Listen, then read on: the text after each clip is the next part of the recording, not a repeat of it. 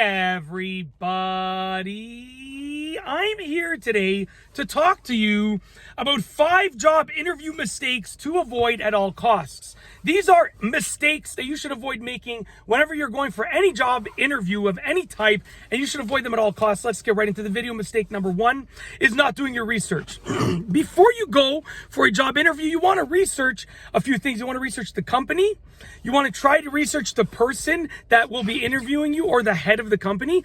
There might be information on them. There might not be. Maybe not necessarily anything personal. Like, I'm not telling you to research anything personal about them, but maybe if they've been at the company for many years and if they're like a big name in the company, maybe you want to know that, right? If it's like very public information, it's good that you know that. Nothing personal, nothing on social media. It's more what they stand for in the business aspect of things. Okay, so do your research on the company, the person potentially that's interviewing you, or the lead of the company, what the company stands for, and the actual job itself. Research a lot, as much as you can, about the job. Number 2, not dressing for the part. This is a huge mistake.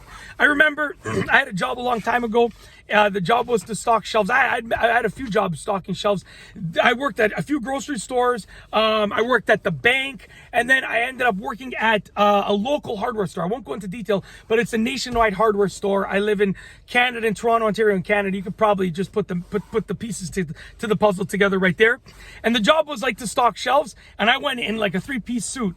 And after the fact, I realized like I probably overdressed, and it wasn't a mistake because the person appreciated it. But you know, some people might look at it and say like, is this the right person for the job because they really overdressed for the job? Maybe their expectations for the job are different, okay?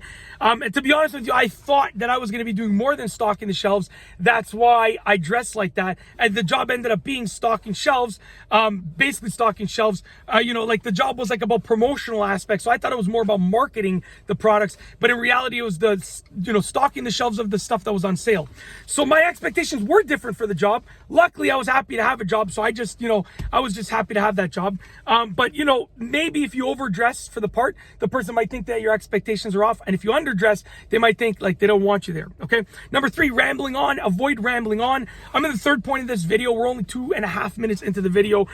So be like me and just get straight to the point. You want to avoid rambling on. Speak slower than I do, but don't ramble on. Stick to your focus. Stick to your narrow point of view. Stick to the point and don't ramble on, because you'll lose their attention. Okay.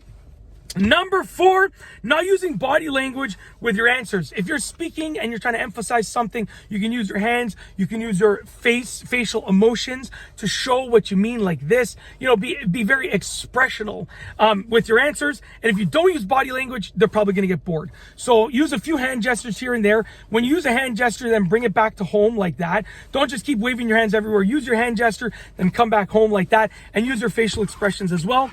Lastly is number 5, not asking the interviewer any questions. So you want to avoid making this mistake because, the interviewer wants to talk to you. They don't want to just hear your answers. So ask them questions at the end of the interview.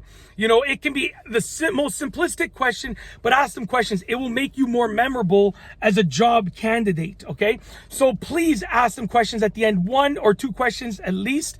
Don't ask them 20 questions, but don't be afraid to ask them a couple of questions, like when would be the starting date for this position if I get it. It shows that you're eager to start, that you want the job, and it just makes you more memorable, okay? So avoid making the mistake of not asking the interviewer any questions at the end of the interview. That said, if you like this video, please be sure to give it a thumbs up. Let me know what you think down below as a comment, and of course, be sure to subscribe for more great videos just like this one. And that's all I have for you today. Thanks for watching.